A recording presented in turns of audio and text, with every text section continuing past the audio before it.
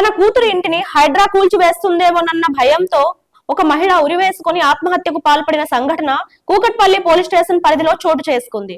మృతురాలి కుటుంబ సభ్యులు తెలిపిన వివరాల ప్రకారం కూకట్పల్లి యాదవ్ బస్తీలో శివయ్య బుచ్చమ్మ అనే దంపతులు తమ ముగ్గురు కూతుళ్లకు వివాహం చేసి వారిలో ఇద్దరికి నల్ల చెరువు దగ్గర ఇళ్లను కట్నంగా ఇచ్చారు.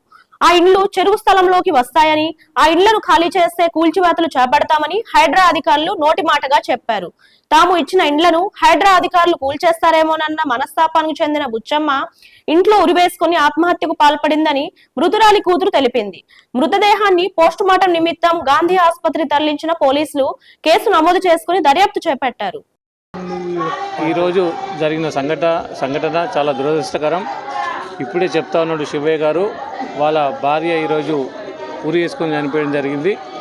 ఏదైతే ఆదివారం రోజు నల్ల చెరువులో హైడ్రా ఏవైతే డెమాలిష్ చేసిందో షెడ్లను వీటిని కూడా ఇతను చిన్నప్పటి నుంచి కూడా పాల వ్యాపారం చేసుకుంటూ సంపాదించుకొని అలా ముగ్గురు అమ్మాయిలకు కూడా అక్కడ ఒక 100 గజాలు తీసుకొని వాళ్ళకి ఏదో G+1 ఇల్లు వాళ్ళు కట్టుకునే విధంగా ఆయన చేయడం జరిగింది. మరి ఏదైతే హైడ్రా వాళ్ళు ఇవి కూడా గులగొడతాము అని చెప్పి కూడా ఆ రోజు అందరూ కూడా చెప్పడం జరిగింది.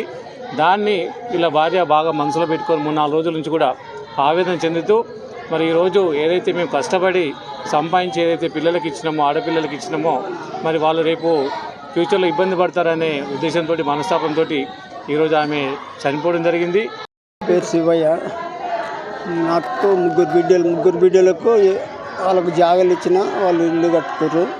పక్క వాళ్ళది మన కూలగొట్టిరని మనస్తాపంతో మాది కూడా పోతుందని ఊరు పెట్టుకుంది.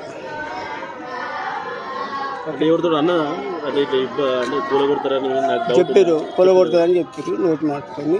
మాకు లెటర్ బాధ చెప్పుకున్నదా? బిడ్డల పరిస్థితి చెప్పుకుంది. ఇద్దరం మేము మాట్లాడుకోవాలి, ఇట్లా మనం పోతే ఏంటి, వాళ్ళకి కట్నం గురించి ఇచ్చినాం కదా అని కట్నం మేమే అదే జాగా ఇచ్చినాం, వాళ్ళు ఇల్లు కట్టుకుంటారు.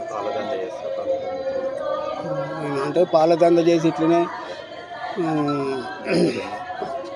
ఏదో పంపించుకొని జాగిస్తే వాళ్ళు ఇల్లు కట్టుకున్న దానికి ఇప్పుడు పక్క వాళ్ళది గోలో కొట్టారు కదా, మాది కూడా గోలో కొడతారు కదా అంటే నోటి మాటతో చెప్పారు, మీది కూడా తీసేస్తాం అన్నట్టు. దానివల్ల మా మనస్తాపంతో 3-4 రోజులు సరిగ్గా అన్నం తింటలేదు. మరిన్ని అప్డేట్స్ కోసం మా ఛానల్ని సబ్స్క్రైబ్ చేయండి.